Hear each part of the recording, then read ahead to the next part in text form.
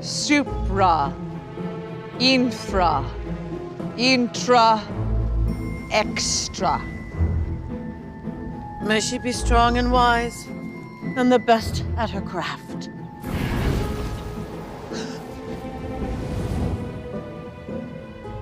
May she be smart and not annoying. And also not super political. May she be pleasant looking. Can she bring some Advil? Yes, okay. Esse viridis non est facile.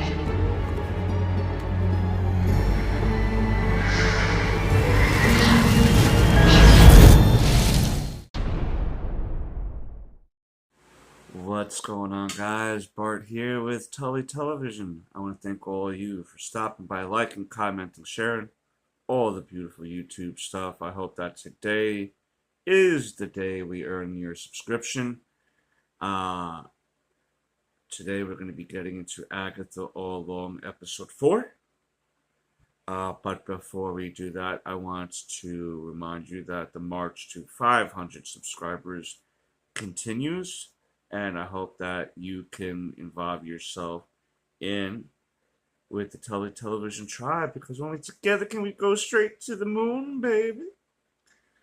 But let's get into Agatha episode 4. If I can't reach you, let my song teach you. You would automatically think it's a Two Live Crew song that will help you learn, but no. Of course, the cast is Catherine Hahn as Agatha, Aubrey Plaza as Ree Fidel, Joe Locke as Teen, in my opinion, Billy, Shazir Samata as Jennifer Kale, Alian Hahan is Alice Gulliver, and Patty Lapone is Lila Calderu. Now, in this particular trial episode, we get the trial of, I guess, fire. It's up to Miss Rue Gulliver there to step up and help figure out how to defeat this particular trial, so to speak. We also kind of get the standard scene about why they're there or why they decided to go. Call it the Breakfast Club, why am I here scene. Yeah, so basically they decided to bury Miss Hart, and then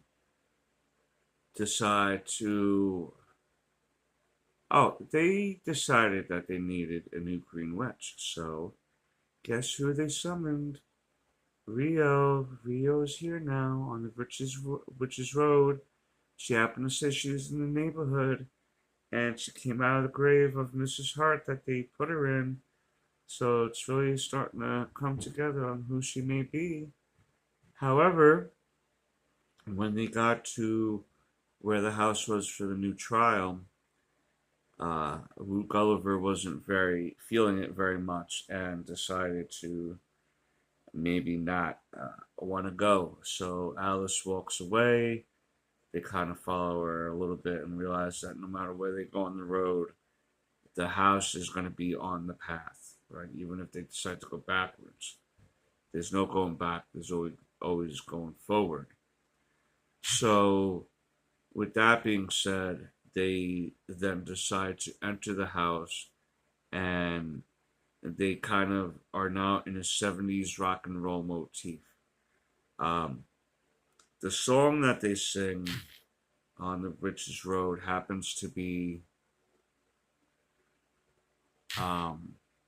written by her mother,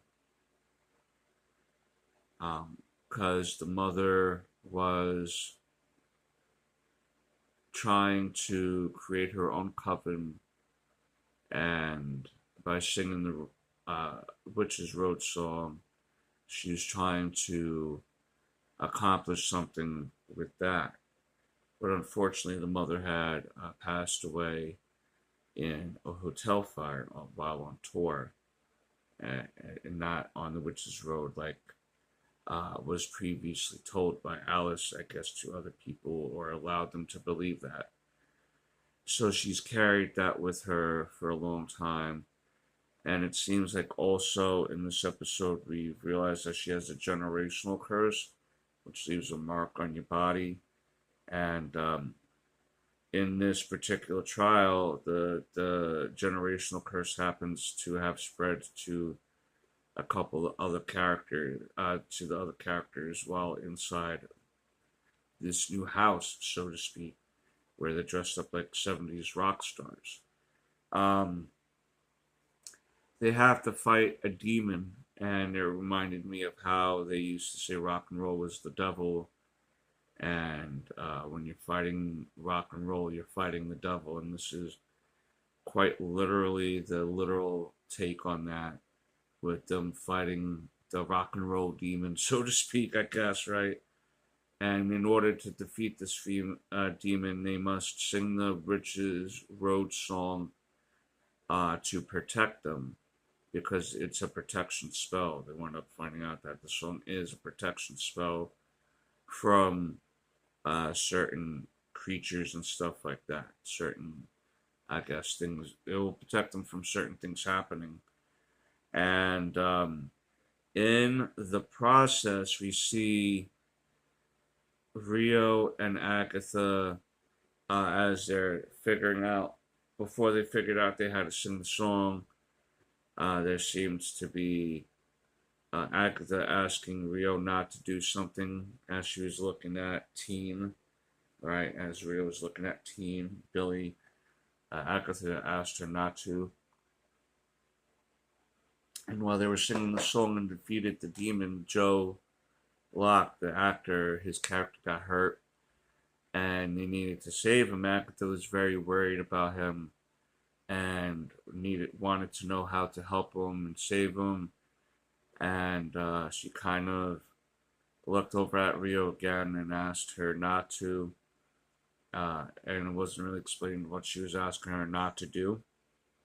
And at the end, we kind of realized why Agatha is kind of hoping that nothing happens to Teen, because she's thinking that it's her son, Nicholas, and Rio confirms to her that it's not.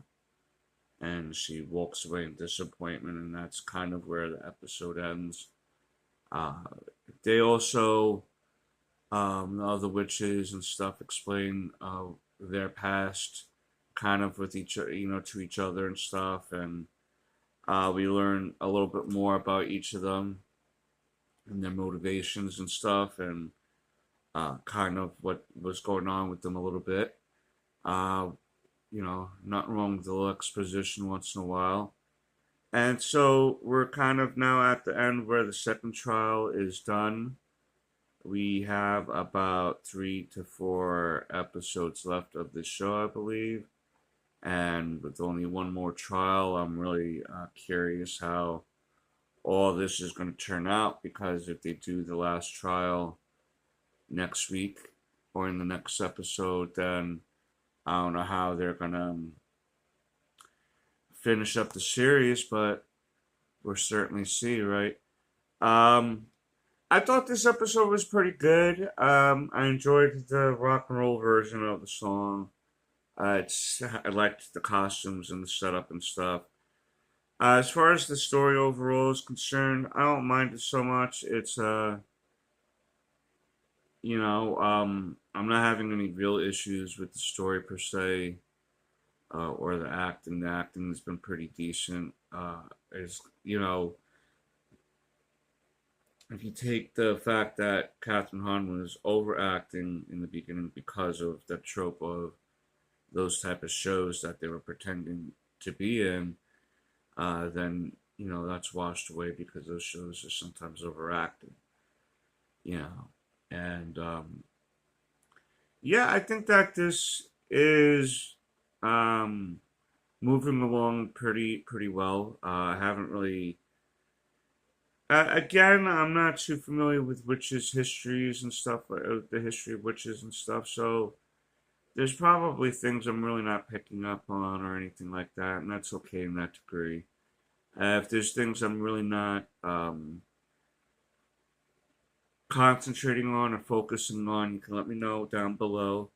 That's fine. But yeah, I mean, it's not my favorite Disney Plus show. But it's better than I was anticipating it to be, and I'm really curious how they're gonna write this Joe Locke character on and where he came from and how he exists, and if he's Wiccan, then where's the other one, right? Where's the other brother? Um, is Nicholas Scratch going to make an appearance? Is the Salem 7 going to make more appearances? There's a lot more show to be had, and we'll see how this ends. That's my thoughts on Agatha episode 4. And until next time, peace, Snookums.